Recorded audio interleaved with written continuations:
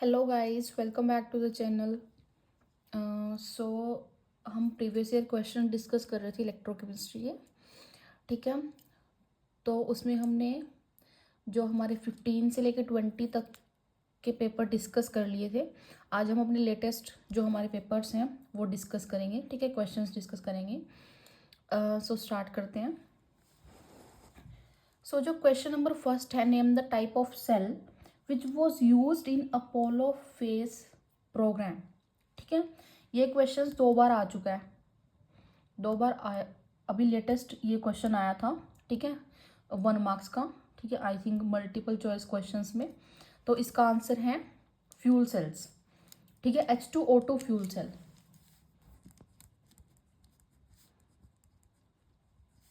ठीक है, इसका पूरा नाम ये होता है ना, H2O2 फ्यूल सेल। आपको पता है फ्यूल सेल्स की मैंने सारी वर्किंग आपको समझाई हुई है। ठीक है, तो ये जो प्रोग्राम है इसके अंदर कौन से टाइप का सेल यूज होता है? फ्यूल सेल्स यूज होते हैं इसके अंदर। ठीक है, ओके। सेकंड क्वेश्चन, ये भी लेटेस्ट किसी पेपर में आया हुआ है। How many coulombs are required for oxidation of 1 mole of H2O to O2? ठीक है, कितने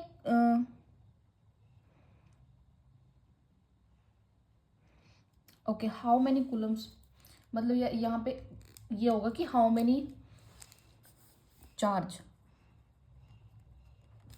ठीक है, कितने कूलम चार्ज रिक्वायर्ड है ऑक्सीडेशन के लिए किसकी 1 मोल ऑफ H2O से जब O2 में ऑक्सीडेशन होती है। सो देख सकते हो आप, यहाँ से हमारे पास जो रिएक्शन होगी पहले वो ये होगी। ठीक है, H2O कन्वर्ट होता है 2H प्लस में, हाफ O2 प्लस 2 इलेक्ट्रॉन। ठीक है, अब आपको पता ही है 2 मोल्स ऑफ इलेक्ट्रिसिटी रिक्वायर्ड है, क्योंकि 2 इलेक्ट्रॉन्स निकल रहे हैं ना यहाँ से। सो 2 मोल्स ऑफ इलेक्ट्रिसिटी रिक्वायर्ड है, तो उसके लिए क्या आता है हमारे पास 2F। ठीक है, F की वैल्यू, कांस्टेंट की वैल्यू जब आप रखते हो तो हमारे पास इतने कूलम की, इतने कूलम चार्ज की, इतने कूलम इलेक्ट्रिसिटी की रिक्वायरमेंट है for oxidation of 1 mole of H2O to O2। ठीक है, सो यहाँ से इस तरह से आप निकाल सकते हो। चार्ज आपको निकालना आता ही है। जब इस तरह से एक आपको पूछा जाता है कि how much charge is required, how much electricity is required, so ये चीज़ आपको पता ही है कैसे निकालते हैं। ठीक है, मैंने कल भी इस टाइप के कई क्वेश्चन आपको कराए थे। ओके, नेक्स्ट क्वेश्चन देखो। Predict the product of electrolysis of an aqueous solution of CuCl2 with platinum electrode. ठीक है, आपको प्रोडक्ट बताना है। ठीक है, किसके इस CuCl2 जब एक्वस सॉल्यूशन की आप इलेक्ट्रोलिसिस करोगे तो क्या क्या प्रोडक्ट आते हैं। ठीक है, उसमें आपके पास स्टैंडर्ड इलेक्ट्रोड पोटेंशियल की वैल्यू गिवन है Cu2 प्लस Cu से और H प्लस से H2 की, और इधर हाफ Cl2 से Cl, O2 से H2O। ठीक है, सो आप देख, पहले हम इसमें रिएक्शंस लिखेंगे कि कैथोड पे कौन कौन सी रिएक्शन हो रही है, एनोड पे कौन कौन सी रिएक्शन हो रही है। इस तरह से ही हम प्रोडक्ट है वो फाइंड आउट करते हैं ना। ठीक है, ये मैंने आपको पूरा टॉपिक समझाया हुआ है इलेक्ट्रोलिसिस प्रोडक्ट का, कैसे हम निकालते हैं।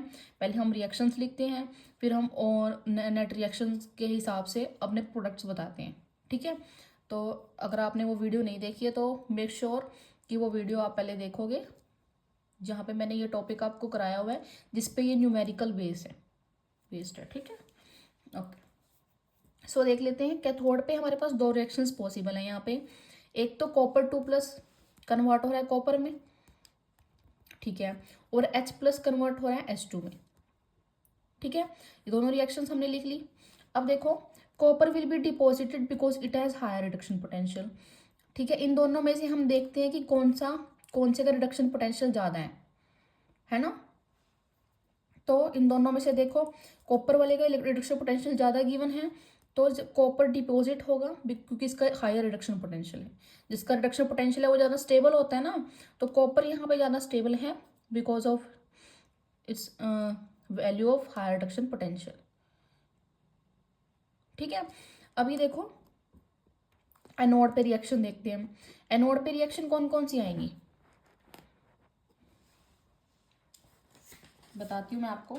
Cl नेगेटिव कन्वर्ट हो रहा है Cl2 में, और एक रिएक्शन है वाटर वाली।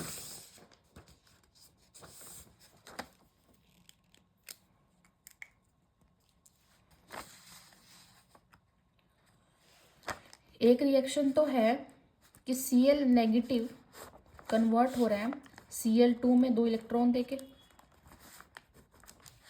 ठीक है, एक रिएक्शन तो है ये। अच्छा, सेकंड है कि H2O कन्वर्ट होगा किसमें, O2 में। एनोड पे हम रिएक्शन की बात कर रहे हैं।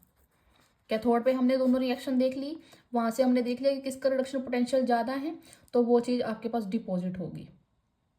Copper will be deposit at cathode because it is higher reduction potential. Okay, anode में देख रहे हैं हम कि एक रिएक्शन ये होती है, सेकेंड रिएक्शन होती है हमारे पास H2O से बन रहा है O2 प्लस 4, यहाँ से H प्लस निकलते हैं और 4 इलेक्ट्रॉन, ठीक है, तो यहाँ पे आएगा 4।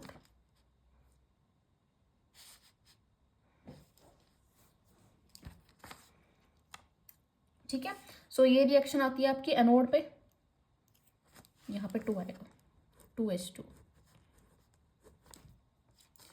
4 होगी ना, बैलेंस होगी रिएक्शन, तो इस तरह से होगी। अभी देखो, ये एक रिएक्शन हमारे पास एनोड पे ये होती है, एक ये होती है।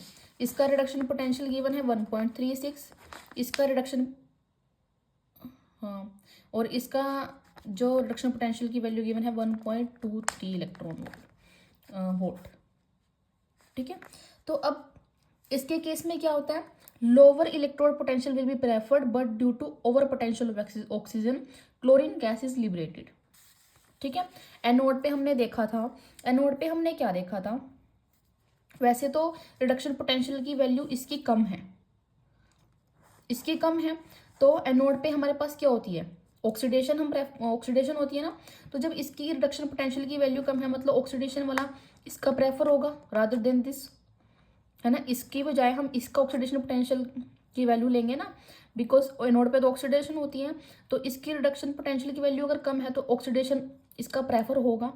जब इसका ऑक्सीडेशन प्रेफर होगा तो वैसे तो हमने कायदे से ये रिएक्शन लेनी चाहिए, है ना, कि यहाँ से O2 हमारा जो है, सॉरी, ये वाटर वाली जो रिएक्शन है ये डिपॉजिट होनी चाहिए, बट नो, क्या होता है जब O2 आ जाता है तो इसका हम क्या कंसिडर करते हैं, ओवर पोटेंशियल, ठीक है। ओवर पोटेंशियल की वजह से ये रिएक्शन नहीं लेते। रिएक्शन कौन सी जाएगी, क्लोरीन वाली, ठीक है, प्रोडक्ट हम किसके लेंगे, क्लोरीन वाली के।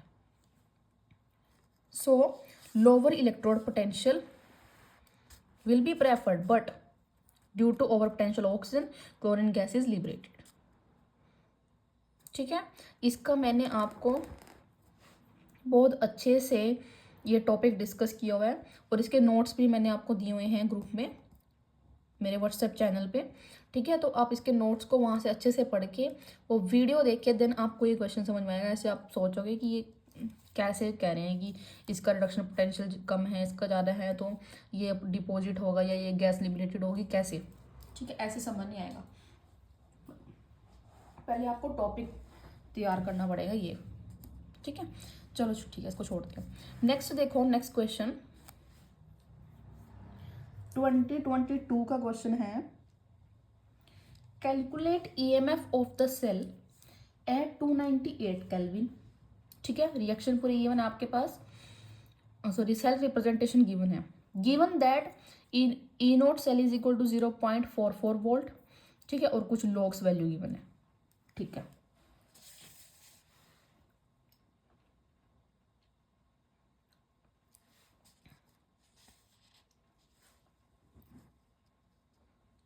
तो सबसे पहले हम इस सेल रिप्रेजेंटेशन से क्या लिखेंगे, रिएक्शन लिखेंगे अपनी, ठीक है। रिएक्शन लिख के हमें निकालना क्या है, EMF निकालना, ई नोट की वैल्यू हमारे पास गिवन है, तो नर्स्ट इक्वेशन का यूज करेंगे, E cell is equal to E naught cell minus 0.0591/n log, ठीक है, अपना concentration of product upon concentration of reactant, है ना, वो सब लिख लुक के उसके बाद इसको सॉल्व करेंगे, ठीक है। तो चलो स्टार्ट करते हैं। पहले सबसे पहले लिखते हैं रिएक्शन इसकी,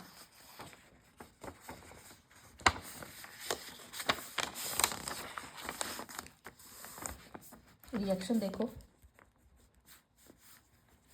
क्या रिएक्शन है, Fe कन्वर्ट हो रहा है किस में, Fe2+ में, ठीक है। और यहाँ पे लिया हुआ इसने H+, ये कन्वर्ट हो रहा है किसमें, H2 में, H2 गैस, ठीक है। यही रिएक्शन है, Fe कन्वर्ट हो रहा है Fe2+ में और H+ कन्वर्ट हो रहा है H2 में, ठीक है। सो ये रिएक्शन हम क्यों लिखते हैं, बिकॉज हमें क्या निकालनी होती है, N की वैल्यू, ठीक है। सो N की वैल्यू कितने, 2 इलेक्ट्रॉन इन्वॉल्व हो रहे रिएक्शन के अंदर, N आएगा 2 हमारा, ठीक है। उसके बाद हम क्या लिखते हैं, इसका फॉर्मूला लिखेंगे, E cell is equal to E0 cell minus 0.0591 upon N log of Fe2+ upon H+, ठीक है। 2 बाहर है तो 2 आएगा यहाँ पे, ठीक है। सो करते हैं पुट, E0 सेल की वैल्यू कितनी गिवन है, 0.44 माइनस 0.0591 अपॉन 2 लॉग ऑफ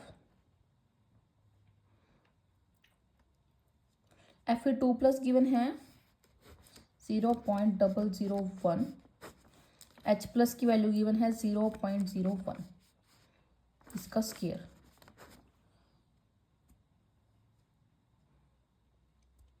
ठीक है। तो देखते हैं इसको कैसे सॉल्व करेंगे। ये आता है आपके पास 0.0295,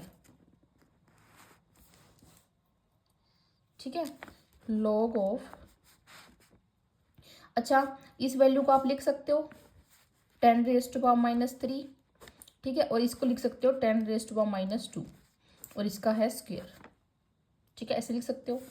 आगे देखते हैं, पहले तो लॉग ही सॉल्व करेंगे ना, उसके बाद ये वैल्यू सॉल्व होएगी। सो यहाँ से आ जाता है आपके पास log -3 अपॉन log -4, ठीक है। ये स्क्वायर हमने इसका खोल लिया, ओके। अब ये आपस में कैंसिल आउट हो जाएंगे तो यहाँ क्या बचेगा, log 10, ठीक है, log 10 बचेगा। log 10 क्या होता है, 1, ठीक है। तो इसको सॉल्व करके आपके पास आंसर आता है 0.4105 वोल्ट, ई सेल की वैल्यू आती है, ठीक है। तो इस तरह से आपको कैलकुलेशन अपने लिए इजी करके उसके बाद क्वेश्चन को सॉल्व करना है, ठीक है। यहाँ से अगर आप इसको मल्टीप्लाई करने लग जाओगे, इसका स्केल करने लग जाओगे तो वो थोड़ा डिफिकल्ट हो जाता है। इसको इस तरह से सॉल्व करो। अब देखो ये चीज़ है आपके पास, इसको 1 अपॉन इस तरह से लिखोगे ना तो ये क्या आता है, 1 अपॉन 10⁻3, तो ऊपर जाएगा क्या बनेगा, 10⁻⁻3, है ना। तो इसको इस तरह से लिखो ताकि ये थोड़ा इजी बने आपके लिए, ठीक है। तो यहाँ पे ये log 10 आ जाता है, log 10 1, अब उसको माइनस करना ही रह गया बस एट द एंड, ठीक है। तो अगर इस तरह से कैलकुलेशन इजी रखोगे तो आंसर जल्दी निकलेगा। चलो ठीक है, अभी देखते हैं नेक्स्ट क्वेश्चन।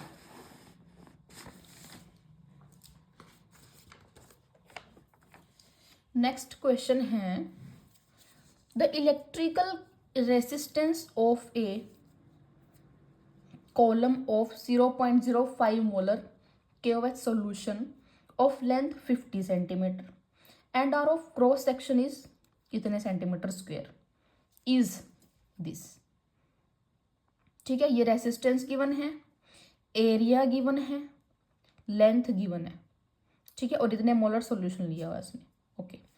कैलकुलेट करना है हमें resistivity, conductivity and molar conductivity, ठीक है। ये वैल्यूज आपको फाइंड आउट करनी है।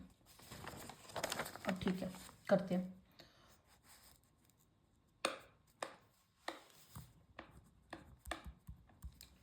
अभी देखो सबसे पहले फाइंड आउट करेंगे रेसिस्टिविटी, ठीक है। रेसिस्टेंस क्या होता है, रो इंटू एल अपॉन ए, ठीक है। Resistivity into length upon area, हमें ये फाइंड आउट करना है। रो फाइंड आउट करना है तो यहाँ से इसको लिख लेंगे इस तरह से, ठीक है। रेसिस्टेंस कितना गिवन है, 5 × 10⁻³ ओम, 5 × 10⁻³ ओम। एरिया कितना गिवन है, 0.625 सेंटीमीटर स्क्वायर, लिखेंगे 0.625 सेंटीमीटर स्क्वायर अपॉन लेंथ कितनी गिवन है, 50 सेंटीमीटर।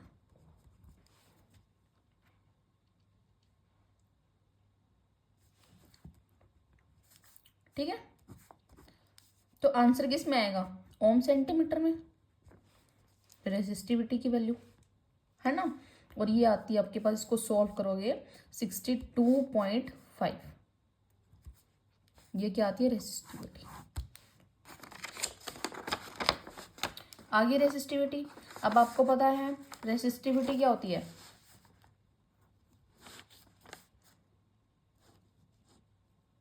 कंडक्टिविटी, सॉरी कंडक्टिविटी क्या होती है, इनवर्स ऑफ रेसिस्टिविटी, है ना। कापा क्या होता है, 1/ρ।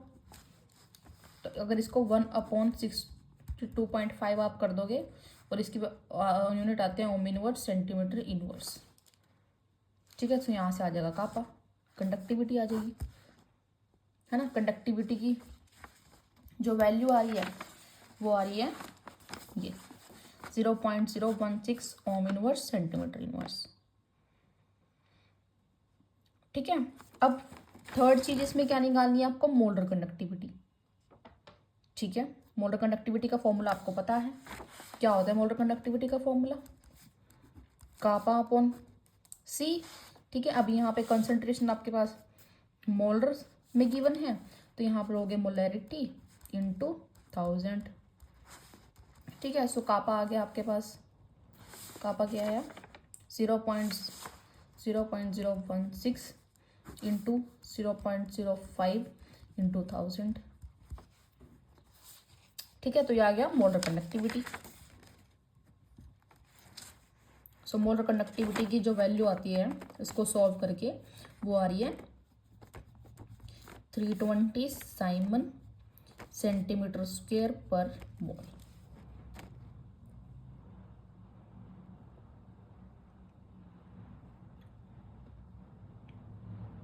ठीक है। सो ये आती है मोलर कंडक्टिविटी। तो क्वेश्चन में कुछ नहीं है, क्वेश्चन में बस कैलकुलेशन और कुछ नहीं है, बस याद क्या होना चाहिए, फॉर्मूलाज लर्न होने चाहिए, उसके बाद क्वेश्चन में कुछ नहीं है। न्यूमेरिकल्स तो बहुत इजी, ठीक है। ये फॉर्मूला सारा आपको, फॉर्मूलाज जो हैं ये लर्न होने चाहिए बस, ठीक है। ओके, ये क्वेश्चन था 2021 का। नेक्स्ट क्वेश्चन देखते हैं।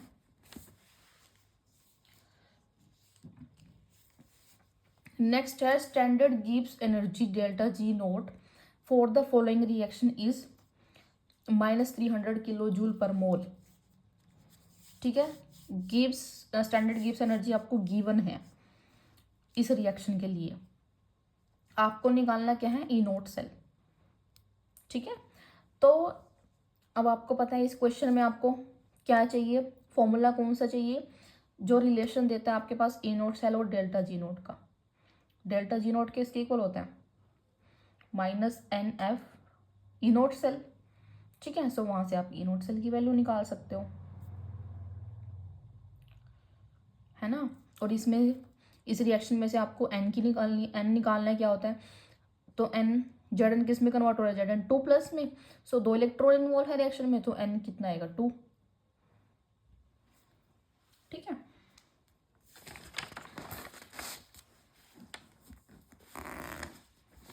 देखते हैं,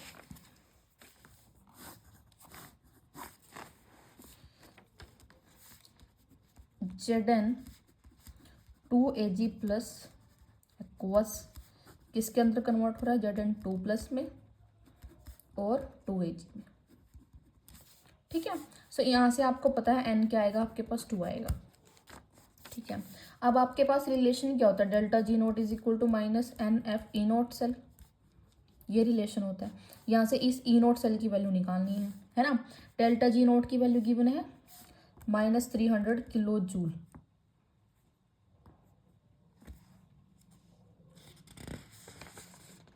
किलो जूल पर मोल।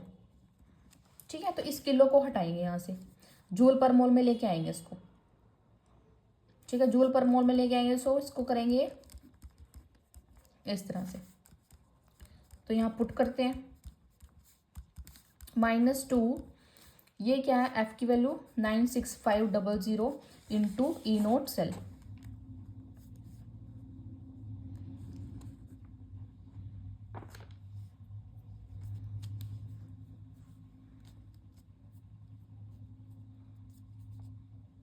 ठीक है, सो ई नोट सेल निकालेंगे। ई नोट सेल के लिए क्या होगा, -300 इंटू दिस अपॉन 2 इंटू 96500। ठीक है, इसको सॉल्व करोगे आप, क्या आएगा, ये 1.55 वोल्ट ई नोट सेल की वैल्यू आएगी ये। ठीक है,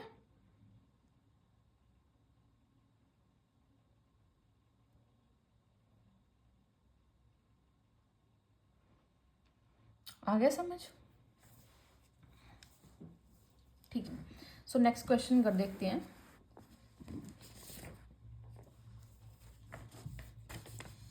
calculate the delta naught m molar conductivity of MgCl2 if delta naught value for Mg2 plus ion and Cl negative is this and this. ठीक है, MgCl2 के लिए आपको डेल्टा नोट निकालना है और इसके आयंस की जो है आपके पास मोलर कंडक्टिविटी की वैल्यू गिवन है। आयंस की गिवन है, सॉल्यूशन में जो आपका इलेक्ट्रोलाइट है उसकी निकालनी है। ठीक है, अब आपको पता है कोल्ट्रोस लॉ के अकॉर्डिंग क्या होता है, मोलर कंडक्टिविटी क्या होती है, सम होती है उसकी कॉन्स्टिट्यूएंट आयंस की। ठीक है, तो जो आयंस की वैल्यू गिवन है उसका सम कर दोगे तो आंसर आ जाएगा आपके पास, सिंपल एज दैट। ठीक है, ये 2 पता है ना कैसे आया, ये रिएक्शन से, जब आप रिएक्शन लिखते हो ना, Mg कन्वर्ट हो रहा है Mg2 प्लस में। ठीक है, इधर Cl2 है, इधर Cl नेगेटिव है, तो उसको बैलेंस आउट करने के लिए 2 लगाते हैं, तो ये 2 वहाँ से आया है। ठीक है, तो ये इस 2 का ध्यान रखना है, कभी बस लिखोगे और सम कर दोगे और आंसर गलत आ जाएगा, क्योंकि 2 से तो मल्टीप्लाई ही नहीं किया। ठीक है, यहाँ पे आयंस भी देखनी है, Mg2 प्लस है, यहाँ पे Cl नेगेटिव है। ठीक है, तो इसकी वजह से ये 2 लगाया हुआ है। ठीक है, तो ये चीज़ ध्यान रखनी है आपने। ओके, नेक्स्ट क्वेश्चन देखो। द कंडक्टिविटी ऑफ 0.20 मोल पर litre solution of KCl is this. ठीक है, कंडक्टिविटी गिवन है, मोलैरिटी गिवन है मोल पर लीटर में। कैलकुलेट करना है मोलर कंडक्टिविटी। ठीक है, and degree of dissociation alpha, और अल्फा निकालना है।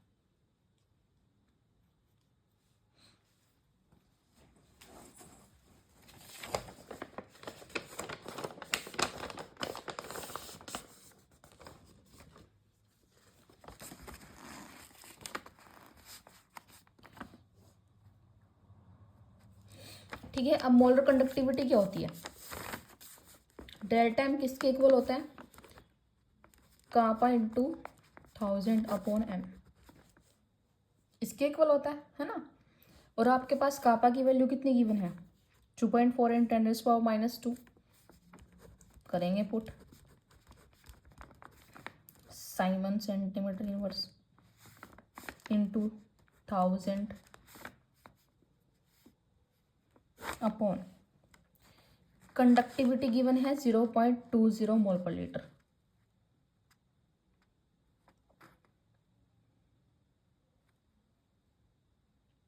कंडक्टिविटी नहीं, कहाँ गया वो, अच्छा ये रहा, 0.20 मोल पर लीटर गिवन है।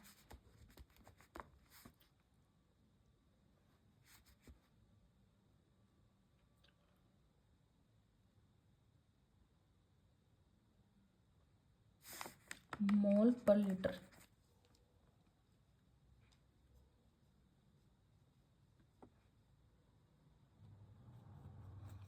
ठीक है, तो यहाँ पे 1000 लगा दिया तो लीटर तो हट जाएगा, है ना। 1000 लगा दिया तो यहाँ से जो आंसर आएगा वो हमारा किस में आ जाएगा, साइमन सेंटीमीटर स्क्वायर पर मोल में। ठीक है, और आंसर क्या आएगा, 124 साइमन सेंटीमीटर पर मोल। ठीक है, तो ये आ गया डेल्टा एम। ठीक है, अभी आपको क्या निकालना है, degree of dissociation. Degree of dissociation क्या होता है, molar conductivity upon molar conductivity eight infinite dilution, है ना, यही होता है ना। तो ये तो आपके पास आ गई, ये अभी निकालनी पड़ेंगी आपको। ठीक है, तो ये कैसे निकलेगी, डेल्टा एम के प्लस करोगे plus delta M C L negative करोगे, इन दोनों का प्लस करोगे तो आ जाएगा 73.5 प्लस 76.5, तो ये कितना आएगा 150 साइमन सेंटीमीटर स्क्वायर पर मोल हाँ।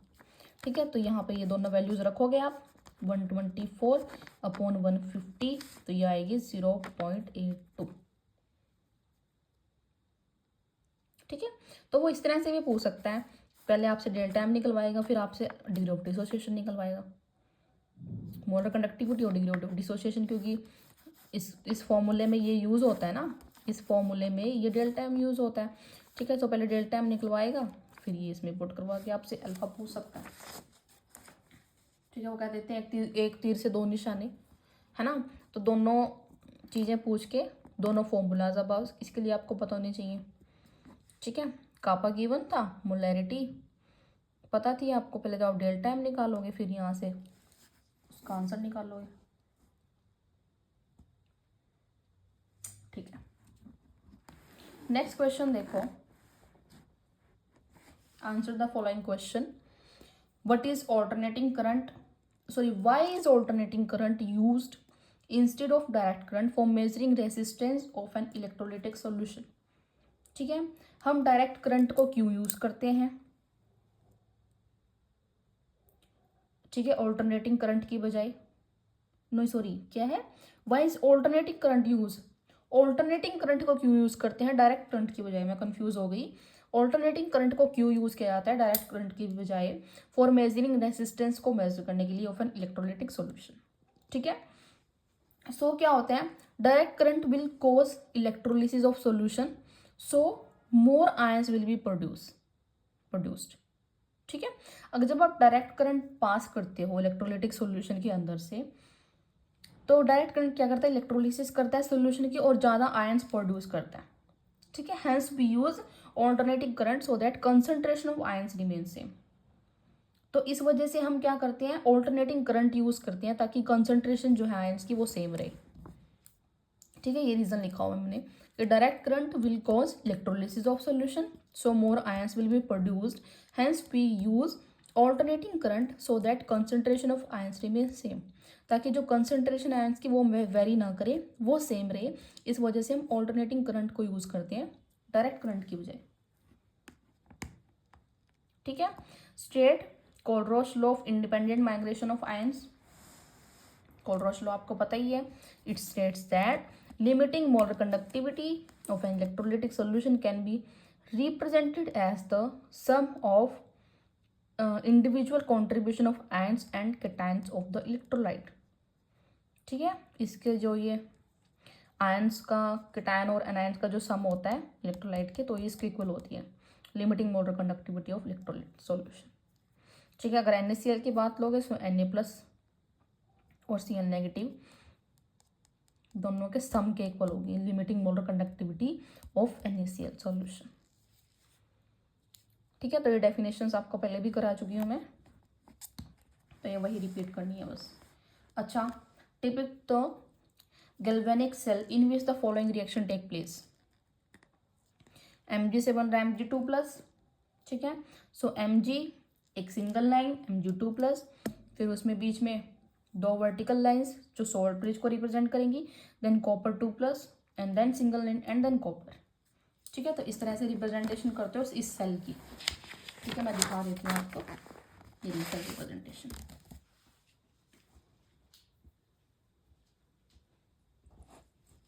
Mg कन्वर्ट हो रहा है Mg2+ में, कॉपर 2+ कॉपर। ठीक है, नेक्स्ट क्वेश्चन है calculate the maximum work and low Kc for the given reaction at 298 kelvin. ठीक है, ये रिएक्शन गिवन है आपके पास दोनों, और रिएक्शन में E0 की वैल्यूज गिवन है निकल के लिए और Ag के लिए, Ag+ से Ag के लिए, और 1 farad is equal to this. ठीक है, ओके।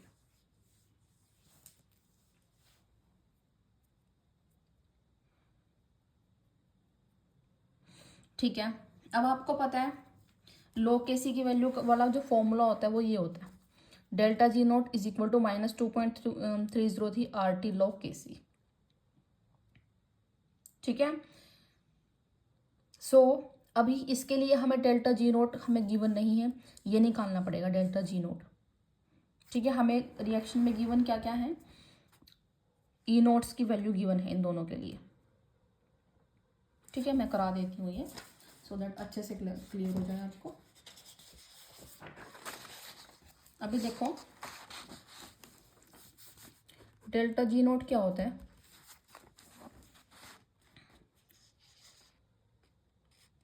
log Kc की वैल्यू निकालनी है। ठीक है, सो -2.303 RT log Kc। ठीक है, ये वैल्यू निकालनी है। अब इसके लिए हमारे पास ΔG0 होना चाहिए। ठीक है, तो ΔG0 कैसे निकालेंगे, -NF E0 सेल, है ना। अभी इसके लिए E0 होना चाहिए, ये भी नहीं है रिएक्शन में गिवन, सो E0 सेल निकालेंगे। E0 सेल क्या होता है, ये कैथोड -E एनोड, है ना, इनकी वैल्यूज गिवन है।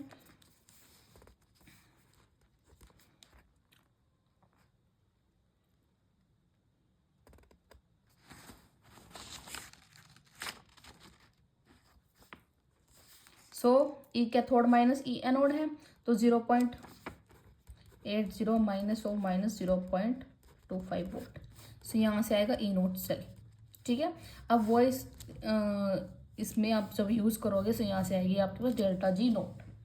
ठीक है, ΔG0 जब आ जाएगी तो इस रिएक्शन में आप यूज़ करोगे, यहाँ से आप Kc की वैल्यू निकाल लोगे जो आपके पास क्वेश्चन में पूछी गई है। सो देखो इस तरह से E0 सेल निकालना हमने। ठीक है, ई कैथोड -E0 सेल की वैल्यू आई ये, इसको पुट करेंगे इसमें सो दैट ΔG0 की वैल्यू आ जाएगी, ये आई। ठीक है, किलो जूल पर मोल में कन्वर्ट कर लिया। ओके, अब ΔG0 की वैल्यू आप यहाँ रखोगे, यहाँ से निकालोगे आप log Kc है, यहाँ से Kc की वैल्यू निकालोगे। ठीक है, Kc आएगा ये, नहीं log Kc निकालना है। ओके, log Kc निकालना है, ओनली Kc नहीं, log Kc। ठीक है, तो वो इस तरह से करना है। ठीक है, तो कॉम्प्लिकेटेड से एग्जाम्पल भी आ सकते हैं, तो आपको हर एक टाइप के एग्जाम्पल की प्रैक्टिस होनी चाहिए। ठीक है, क्वेश्चन देख के पहले अपने आप सॉल्व करने की कोशिश किया करो, वीडियो पॉज करके। ठीक है, क्वेश्चन सॉल्व करने की खुद से कोशिश करो ताकि आपको समझ आए, है ना, आपका माइंड उस क्वेश्चन को अप्रोच कर सके। ठीक है, अपने माइंड को थोड़ा आजमाओ कि हम उस लेवल का सोच पा रहे हैं या नहीं, कि फॉर्मूलाज हम सही से लगा पा रहे हैं या नहीं। ठीक है ना, तो ये नहीं है कि सीधा क्वेश्चन देखा और सीधा आंसर देखने लगे, उसको पॉज करके पहले खुद से सॉल्व करो, अगर सॉल्व नहीं होता देन आंसर्स देखो आप।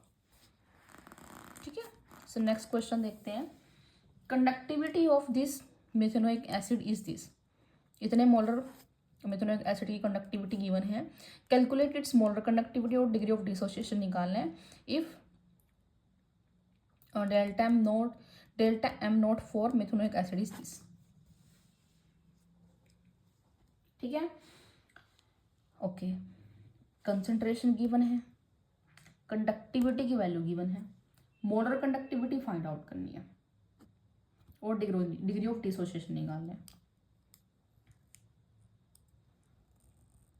ठीक है, मोलर कंडक्टिविटी का फॉर्मूला क्या होता है, कापा × 1000/C। ठीक है, या मोलैरिटी कह सकते हो आप। ठीक ठीक है, कापा की वैल्यू आपके पास ये है, कंडक्टिविटी की वैल्यू गिवन है और कंसंट्रेशन आपके पास गिवन है मोलर में, तो वहाँ से निकल सकता है डेल्टा एम। ओके, उसके बाद में क्या निकालना है, degree of dissociation. So degree of dissociation क्या होता है, delta upon delta am not, है ना, तो वहाँ से आएगा डिग्री ऑफ डिसोसिएशन। सो कर लेते हैं इसको भी।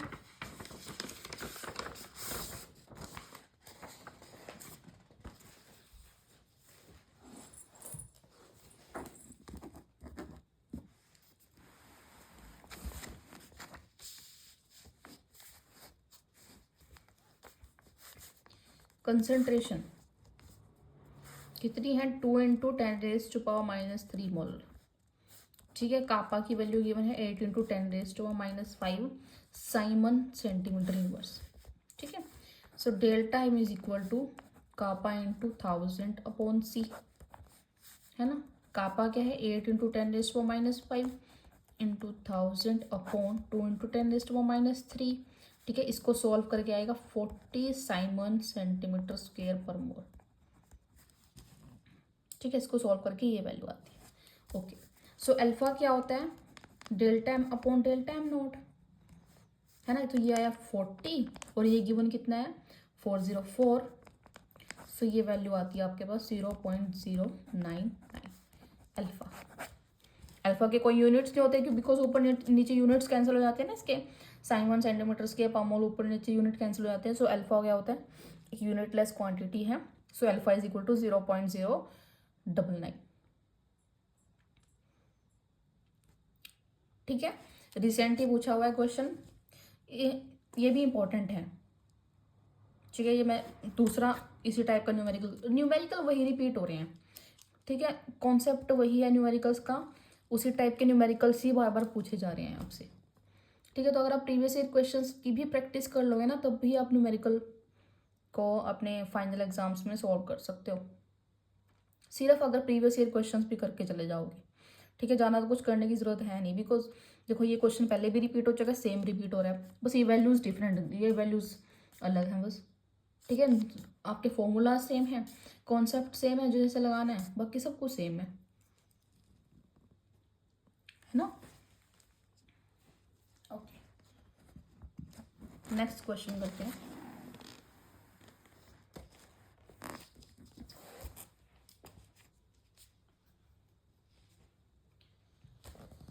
दो पार्ट हैं। फर्स्ट पार्ट वो कहता है mercury cells deliver a constant potential during its life time, give reason. ठीक है, जो मर्क्यूरी सेल है वो कांस्टेंट पोटेंशियल क्यों डिलीवर करता है उसकी पूरी लाइफ टाइम में, गिव रीजन। देखो जितने भी आप एक बात नोट कर रहे होंगे कि जितने क्वेश्चन आ रहे हैं ना, चाहे वो थ्योरेटिकली क्यों ना हो, न्यूमेरिकल्स को लगा के भी, थ्योरेटिकल भी, सारे मैंने लेक्चर्स में डिस्कस किए हुए हैं। ये भी मैंने आपके साथ डिस्कस किया था कि जो मर्क्यूरी सेल है वो एक कांस्टेंट पोटेंशियल क्यों डिलीवर करता है। ठीक है, क्यों डिलीवर करता है, क्योंकि क्या होता है ना, अब आपको पता है मर्क्यूरी सेल किसका एग्जाम्पल है, प्राइमरी बैटरी का, है ना। प्राइमरी बैटरीज के हमने दो एग्जाम्पल पढ़े थे, एक मर्क्यूरी सेल और एक, देखो प्राइमरी बैटरीज के हमने एक ड्राई सेल पढ़ा था और एक मर्क्यूरी सेल पढ़ा था। देखो मर्क्यूरी सेल,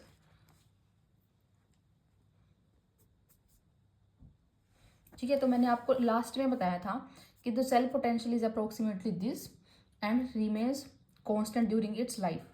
ठीक है, ये कांस्टेंट रहता है अपनी लाइफ में, है ना।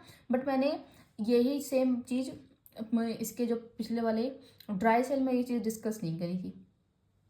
ठीक है, अब ये सेल कांस्टेंट क्यों रहता है, क्योंकि देखो इसके रिएक्शन में ना आयंस नहीं इन्वॉल्व होते। ठीक है, देखो इसका रीजन ये लिखा हुआ है, यहाँ से समझो कि mercury cell delivers a constant potential during its lifetime because the overall reaction does not involve any ion in solution whose concentration can change। ठीक है, कोई भी आयन जो है ओवरऑल रिएक्शन में यूज़ ही नहीं होता।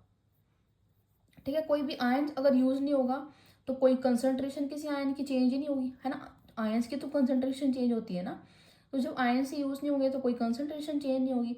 तो अगर कोई चेंज ही नहीं हो रहा कुछ, तो ओवरऑल जो रिएक्शन है हमारी, या ओवरऑल जो पोटेंशियल है वो कांस्टेंट रहता है।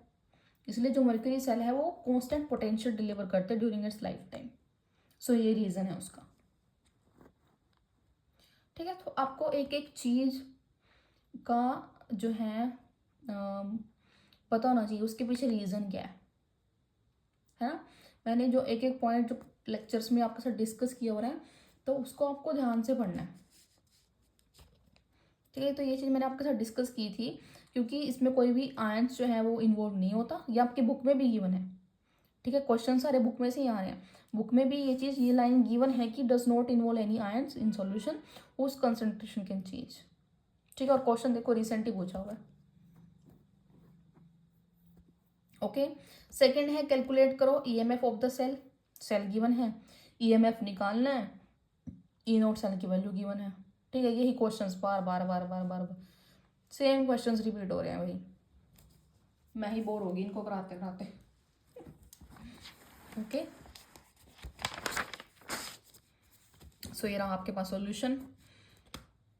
ए cell is equal to E naught cell minus same formula है। ठीक है, इनकी कॉन्सेंट्रेशंस गिवन है, तो पुट करोगे और ई सेल की वैल्यू निकालो आप। ठीक है, कैलकुलेशन हो आप खुद से कर सकते हो। कैलकुलेशन आपने खुद ही करके देखनी है, बिकॉज मैं तो कैलकुलेट कर करके यहाँ पे लिख चुकी हूँ। ठीक है, मैं दोबारा कैलकुलेट नहीं करूँगी अभी आपके सामने। आप खुद से कैलकुलेट करो, आप खुद से आंसर निकालो, ताकि आपको समझ में आएगा कैलकुलेशन करनी कैसे है। ओके, अच्छा ये बता देती हूँ मैं, ये आपको पता है ना कैसे आया -2, क्योंकि ये जो चीज़ है ना, ये अगर ऐसे होता है ना log m की पावर n, है ना, तो ये n आगे आ जाता है, ऐसे आ जाता है log m, n log m ऐसे आ जाता है। ठीक है, ये पावर वाली जो चीज़ होती है ना वो log के आगे आ जाती है। तो सेम चीज़ यहाँ हुई थी, -2 आगे आ गया और यहाँ बच गया log 10। ठीक है, तो ये होता है 1, इसकी वैल्यू होती है 1, सो यहाँ -2 बच गया सिर्फ। ठीक है, तो आगे वो यही यूज़ हो रहा है, 2 से 2 कैंसिल, यहाँ पे आ गया प्लस, सो इस सेल की वैल्यू आ गई। ठीक है, ओके।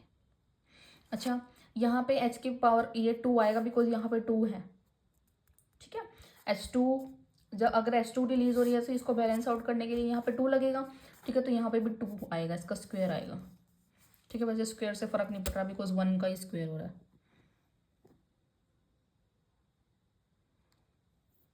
ओके, नेक्स्ट क्वेश्चन देखो, लास्ट क्वेश्चन है Kohlrausch law of independent migration of ions बताना है, फेराडेज लॉ ऑफ इलेक्ट्रोलिसिस ये बताना है। ठीक है, तो कोलरोच लॉ की डेफिनेशन वही सेम रहेगी, molar conductivity and infinite dilution of electrolyte is equal to the sum of molar conductance of its cation and anion with each conductance.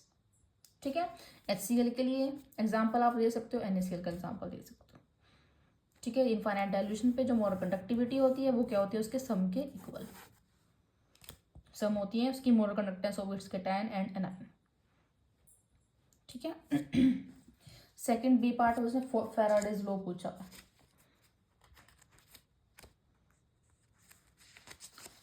तो मैं ये अब दिखा देती हूँ आपको, जहाँ मैंने लिखे हुए हैं फैराडेज लॉ।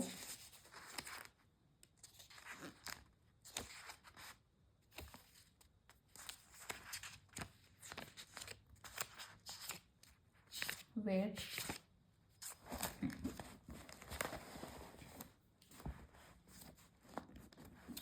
ठीक है, ये होता है first law, the amount of chemical reaction which occur at any electrode during electrolysis by a current is proportional to the quantity of electricity passed through the electrolyte।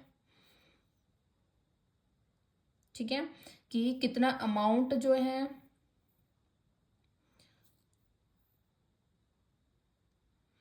Chemical reaction में, amount of chemical reaction which occurs, कितने amount में chemical reaction occur हुई है किसी भी electrode पे, ये किसके ऊपर डिपेंड करता है या किसके ऊपर किसके प्रोपोर्शनल होता है, कितनी क्वांटिटी ऑफ इलेक्ट्रिसिटी आप पास कर रहे हो इलेक्ट्रोलाइट पे।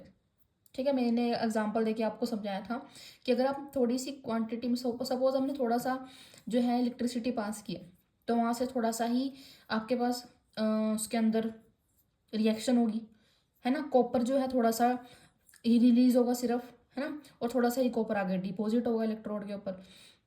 तो कितनी रिएक्शन हो रही है, जो अमाउंट ऑफ केमिकल रिएक्शन है इलेक्ट्रोड के ऊपर इलेक्ट्रोलिसिस में, तो वो किसके ऊपर डिपेंड करता है, कितनी क्वांटिटी ऑफ इलेक्ट्रिसिटी आप पास कर रहे हो उस इलेक्ट्रोलाइट में से।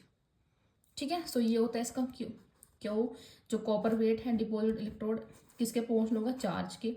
इलेक्ट्रिसिटी जितनी आप पास आउट करोगे, और चार्ज किसके इक्वल होता है, I/T। सो सीधा कह सकते हो कि W किसके पोर्शन है, करंट इनटू टाइम। ठीक है, तो ये तो था Faraday first law. Faraday second law भी आप बता सकते हो वहाँ पे। ठीक है, तो उसने बोला फेराडेज लॉ, दोनों लॉ बताने हैं, फर्स्ट लॉ भी सेकंड लॉ भी। तो amount of different substance liberated by the same quantity of electricity passing through the electrolytic solution किसके प्रोपोर्शनल होगा, उसके केमिकल इक्विवेलेंट वेट्स के प्रोपोर्शनल होगा। ठीक है, कि सपोज आपके पास दो सब्सटेंसेस हैं, तो दोनों सब्सटेंसेस कितने अमाउंट में सब्सटेंस को, दो सॉल्यूशंस हैं आपके पास। ठीक है, एक में समझो सिल्वर है, एक में कॉपर है, तो कौन सा कितने अमाउंट में सब्सटेंस लिबरेट करेगा, वो किसके ऊपर डिपेंड करता है, उनके केमिकल इक्विवेलेंट वेट्स के ऊपर। ठीक है, सो W1/W2 किसके पोर्शन होता है, E1/E2। E1 इक्विवेलेंट वेट किसके इक्वल होता है, atomic weight upon valency factor. Valency factor क्या होता है, number of electron accepted by metal ion. ठीक है, सो ये तो था फेराडे सेकंड लॉ।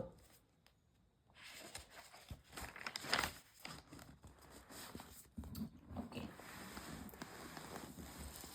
अच्छा एक चीज और, इसका मैं आंसर नहीं दिखाऊंगी, ये क्वेश्चन आप खुद से सॉल्व कर लेना, खुद से सॉल्व करके देखना। कैलकुलेट करना है आपको EMF of the following cell. ठीक है, ये क्वेश्चन है, और ये रिएक्शन की दी हुई है आपके पास, E0 सेल गिवन है, log 10 की वैल्यू गिवन है। ठीक है, ये खुद से सॉल्व करना, इसका आंसर मुझे कमेंट सेक्शन में बताना। ठीक है, सो ये थे प्रीवियस ईयर क्वेश्चंस इलेक्ट्रोकेमिस्ट्री के। सो आज हमारा electrochemistry with previous year questions complete हो चुका है। ठीक है, सो कल से हम अपना नेक्स्ट कोई और चैप्टर, हाँ काइनेटिक्स हमारा जो रहता है वो कंप्लीट करेंगे। ठीक है, उसका मैंने अभी एक ही लेक्चर डाला है, तो उसको मैं पहले कंप्लीट करवाऊंगी। सो या ठीक है, कोई और क्वेश्चन है आपके माइंड में तो आप मुझे पूछ सकते हो, इलेक्ट्रो का कोई भी क्वेश्चन आप पूछना चाहते हो, सो आप मेरे को कमेंट सेक्शन में पूछ सकते हो। Okay, stay tune for upcoming videos, thank you so much.